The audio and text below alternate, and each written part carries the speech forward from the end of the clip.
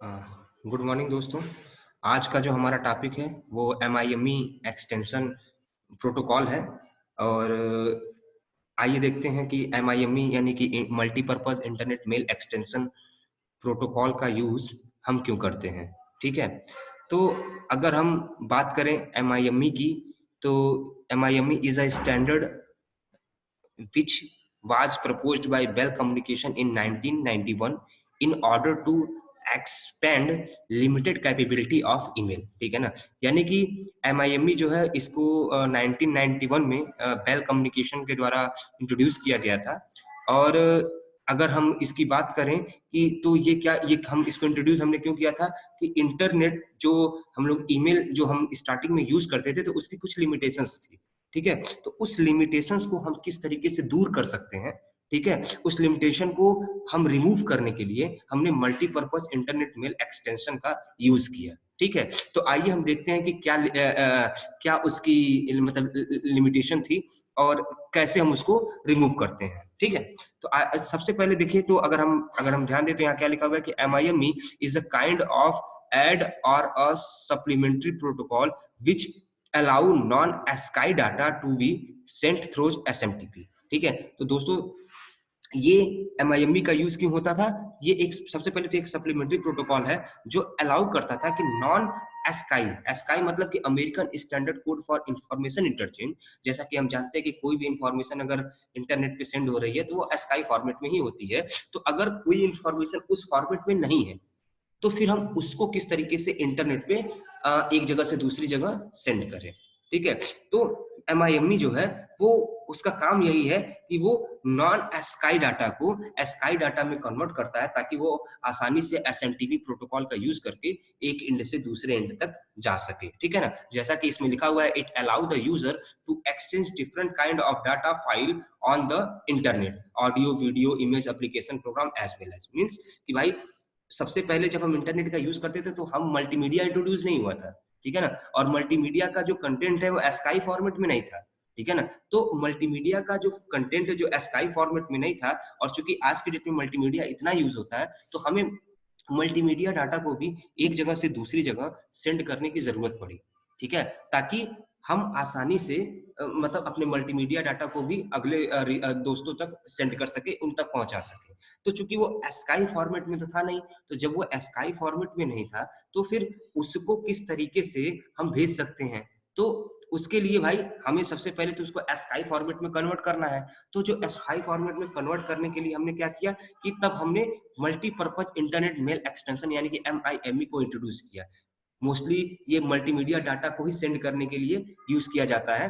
तो इसके कुछ फीचर्स हैं, जैसा कि लिखा हुआ है, it is able to send multiple attachment with a single message, unlimited message length, binary attachments. ठीक है ना, और image audio video files. MIME provide support for varying content type and multipart use messages. ठीक है ना, तो ये उसके कुछ फीचर्स है कि मतलब MIME ये सारी चीजें कर सकता है कि एक से ज्यादा मल्टीपल अटैचमेंट को भेज सकता है, ऑडियो वीडियो इन सारी चीजों को कैपेबल है एक जगह से दूसरी जगह ट्रांसफर करने के लिए। ठीक है, तो आइए देखते हैं कि MIME वर्क कैसे करता है। तो सबसे पहले हम इसकी थ्योरी पढ़ते हैं, देन उसको समझने के बाद हम एक फिगर के थ्रू इसको और डिटेल में समझने की कोशिश करते हैं दोस्तों। ठीक है, तो आइए देखते हैं।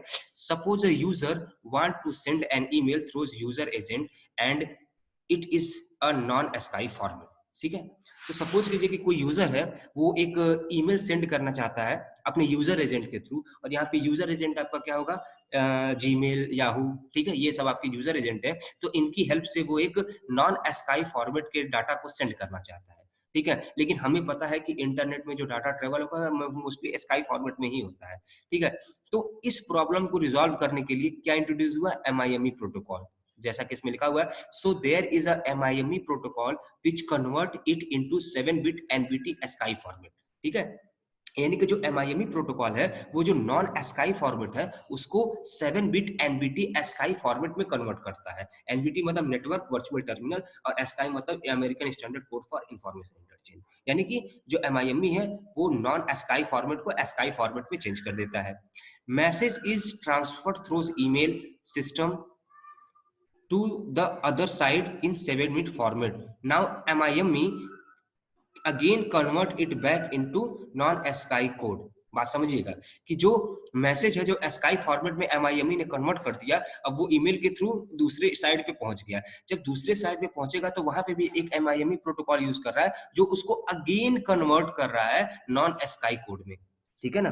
अब जब एक बार वो अगेन नॉन ASCII कोड में कन्वर्ट हो गया तो क्या होता है, and now the user agent और रिसीवर साइड रीड इट। तो फिर यूजर एजेंट यानी कि जो रिसीवर साइड का यूजर एजेंट है वो भी जीमेल या याही होगा, वो उसको रिसीव कर लेगा और यूजर फिर जो भी है वो अपना मेल बॉक्स ओपन करेगा और उस फॉर्मेट को आसानी से अपने कंप्यूटर पे देख सकता है, ठीक है, और समझ सकता है या फिर ऑडियो वीडियो जो भी है वो उसको डाउनलोड कर सकता है, उसको देख सकता है। तो दोस्तों कहने का मतलब क्या है कि पहले वो मतलब नॉन ASCII कोड MIM का यूज क्यों, MIME का यूज क्यों हो रहा है कि वो नॉन ASCII कोड को सबसे पहले ASCII कोड में कन्वर्ट कर रहा है और फिर ताकि वो बीच में नेटवर्क में ट्रेवल हो सके और जब यूजर एंड पे पहुंच रहा है, रिसीवर एंड पे, तो वापस से वो जो नॉन ASCII कोड है वो जो SCII फॉर्मेट में है उसको MIME प्रोटोकॉल वापस से नॉन ASCII फॉर्मेट में कन्वर्ट कर दे रहा है ताकि रिसीवर उसके एक्चुअल फॉर्म को देख सके, ऑडियो वीडियो जो भी है। ठीक है दोस्तों, थोड़ा-सा इसको समझने के लिए मैं एक स्क्रीन और आपको शेयर कर रहा हूँ। आप इस फिगर को थोड़ा-सा देखेंगे तो थोड़ा-सा आपको समझ में आएगा। ठीक है? तो जैसे दोस्तों कि ये आपको फिगर दिख रहा होगा, इसमें आपको दिख रहा होगा कि एक अमन है, एक यूज़र मोहन है। तो अगर अमन को मोहन को मैसेज को सेंड करना है, सपोज़ कीजिए ऑडियो, वीडियो यानी ऐसा मैसेज जो कि नॉन स्काई कोड हो या फॉर्मेट में ना हो। तो सबसे पहले क्या है कि सपोज़ अमन अपने यूज़र एजेंट को ओपन करेगा, यानी कि जीमेल, याहू को, उसके साथ अपने फाइल को अटैच करके भेज जो कि नॉन एस्काई कोड में है, उसको सेंड करने की कोशिश करेगा। तो जब वो सेंड करने की कोशिश करेगा, तो हमें पता है वो नॉन एस्काई कोड जो है वो ट्रांसफर तो हो नहीं पाएगा। तो वहाँ पे क्या वर्क करेगा, एमआईएमई जो कि एक्सटेंशन प्रोटोकॉल है, एमआईएमई प्रोटोकॉल का यूज़ होगा और वो क्या करेगा कि इस नॉन एस्काई कोड को कन्वर्ट करेगा किसमें, 7 बिट एनवीटी एस्काई फॉर्मेट में। ठीक है ना? जो कि कैपेबल है लिंक में ट्रैवल करने के। ठीक है? जब एक बार एमआईएमई प्रोटोकॉल ने उसको नॉन आस्की कोड से 7 बिट एनवीटी आस्की कोड में कन्वर्ट कर देगा, ठीक है? तो फिर वो कोड जो कहाँ ट्रांसफर हो जाएगा, नेटवर्क के थ्रू वो आसानी से दूसरे रिसीवर एंड यानी कि जिस मोहन को वो चाहिए था डाटा, उस मोहन के पास वो पहुंचेगा। अब मोहन के पास वो पहुंचेगा तो किस फॉर्मेट में पहुंचेगा, 7 बिट एनवीटी ASCII कोड में, ठीक है ना? तो चूंकि ये उसका ओरिजिनल फॉर्म तो है नहीं, ठीक है ना? तो जो मोहन साइड पे, जो रिसीवर साइड पे जो एमआईएमई प्रोटोकॉल है, वो क्या करेगा, अगेन इस SB 7 bit NVT ASCII code जो है उसको कन्वर्ट कर देगा किसमें, नॉन ASCII कोड में, जो कि उसका ओरिजिनल फॉर्म है। ठीक है ना? और जब एक बार वो उसको इस ओरिजिनल फॉर्म में कन्वर्ट कर देगा, देन वापस से जो यूजर एजेंट है, यूजर एजेंट जो है वो उसमें चला जाएगा, यूजर एजेंट में यानी जीमेल, याहू, और जहां से फिर वापस जो मोहन यानी कि जो रिसीवर है वो अपने मेल बॉक्स को एक्सेस करेगा जीमेल के या याहू के और पर्टिकुलर ऑडियो वीडियो को देख सकता है, पढ़ सकता है। तो दोस्तों मोस्टली अगर एमआईएमई की बात करें तो ये भाई मल्टीमीडिया डाटा के लिए ही यूज हो रहा है, क्योंकि वो जो डाटा है वो आपके ASCII कोड के फॉर्मेट में नहीं होता है, American standard code for information interchange, ये उस फॉर्मेट में नहीं होता है। तो एमआईएमई जो एक एक्सटेंशन प्रोटोकॉल है वो क्या कर रहा है कि वो उसको उस फॉर्म में मतलब कन्वर्ट कर रहा है कि वो कैपेबल हो सके, यानी कि आपका यूजर एजेंट जो कैपेबल हो सके या एसएमटीपी प्रोटोकॉल आपका कैपेबल हो सके कि उसको वो एक एंड से दूसरे एंड पे ट्रेवल करा सके। बात समझिएगा, एक एंड से दूसरे एंड पे वो उसको ट्रेवल करा सके, वो उसके लिए एमआईएमई की जरूरत पड़ती है, यानी कि वो नॉन ASCII कोड को ASCII कोड में पहले कन्वर्ट करता है और जब यूजर एंड पे पहुंच जाता है, रिसीवर एंड पे, तो वापस से उसको ASCII कोड को नॉन ASCII कोड में कन्वर्ट करके और फिर एक्चुअल डाटा को जो है वो रिसीवर तक पहुंचाता है, ताकि रिसीवर फिर अपने यूजर एजेंट का यूज करता है और उस डाटा को देख सकता है, पढ़ सकता है, सुन सकता है, देख सकता है। ओके दोस्तों, उसके बाद से अब बात आती है कि नॉन ASCII कोड को ASCII कोड में कन्वर्ट करना, ठीक है ना?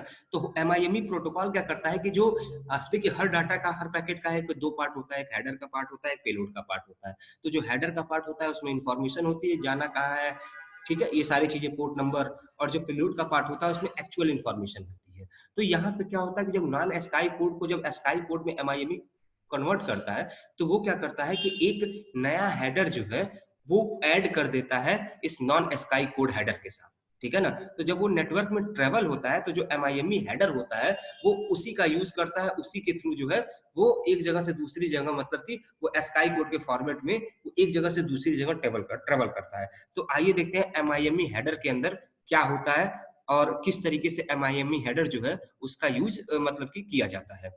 तो MIME हेडर जो है वो किस तरीके से वर्क करता है।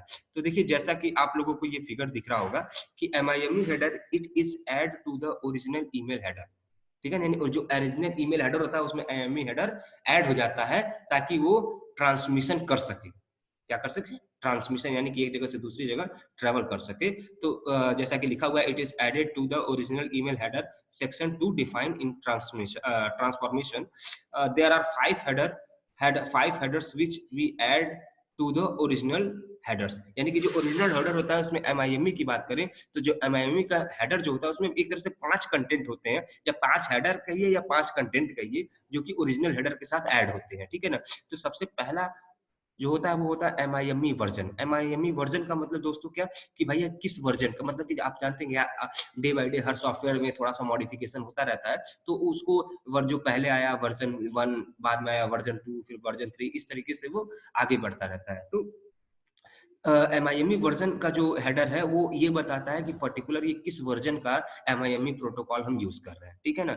1.0 मतलब कि 5.2, लेकिन दोस्तों आज की डेट में प्रेजेंट टाइम में जो हम MIME का यूज कर रहे हैं वो है 1.1, ठीक है ना? वर्जन 1.1 का यूज कर रहे हैं। दूसरा आपका क्या है? Content type. अब कंटेंट टाइप क्या बताता है कि भाई कि किस टाइप का डाटा है, ऑडियो है, वीडियो है, टेक्स्ट है तो प्लेन टेक्स्ट है कि HTML टेक्स्ट है। आपको समझ में आ रहा होगा जैसा कि इसमें लिखा हुआ है type of data use in the body of message, they are of different types like text data, plain या HTML, ऑडियो कंटेंट और वीडियो कंटेंट, ठीक है ना? तो कंटेंट टाइप में ये बताता है कि भाई पर्टिकुलर ये डाटा किस टाइप का है, ऑडियो, वीडियो, एनीथिंग है। उसके बाद से फिर क्या है? Content type encoding. इनकोडिंग, अब कंटेंट टाइप इनकोडिंग ये भी मोस्ट इंपॉर्टेंट पार्ट है, क्योंकि हमें पता है कि आस्की कोड को, नॉन आस्की कोड को वो आस्की कोड में कन्वर्ट करता है, ठीक है? फिर आस्की कोड को नॉन आस्की कोड में कन्वर्ट करता है। तो ये जो इनकोडिंग का काम है कि कन्वर्ट करने वाला कोड को, ये काम जो है वो किस टाइप का, मतलब किसका यूज करके हम ये इनकोडिंग कर रहे हैं, 7 बिट इनकोडिंग का यूज कर रहे हैं कि 8 बिट इनकोडिंग का यूज कर रहे हैं, बात समझिएगा। 7 बिट इनकोडिंग का यूज कर रहे हैं कि 8 बिट इनकोडिंग का यूज कर रहे हैं, या किसी और टेक्निक का यूज कर रहे हैं जिसका यूज करके हम इसको मतलब कि कंटेंट को नॉन स्काई कोड से स्काई कोड में कन्वर्ट कर रहे हैं, ठीक है? कि समझ रहे हैं ना आप लोग? उसके बाद से फिर क्या है? Content ID. कंटेंट आईडी क्या है कि जो यूनिकली आइडेंटिफाई कर सके कि मैसेज को, कि मतलब कि भाई उसको आइडेंटिफाई करने के लिए एक तरीके से कि उसको आइडेंटिफाई करता है कि ये पर्टिकुलर जो है वो कौन सा मैसेज है, ठीक है? तो उसको एक आईडी दी जाती है और उस आईडी के थ्रू हम आइडेंटिफाई करते हैं कि पर्टिकुलर मैसेज कौन सा मैसेज है। और फिर कंटेंट डिस्क्रिप्शन। कंटेंट डिस्क्रिप्शन में क्या होता है कि अगर टाइप लिखा है ऑडियो, तो ऑडियो से रिलेटेड सारी इंफॉर्मेशन की क्या कि इसकी लेंथ क्या है, कितने टाइम का है, ठीक है ना?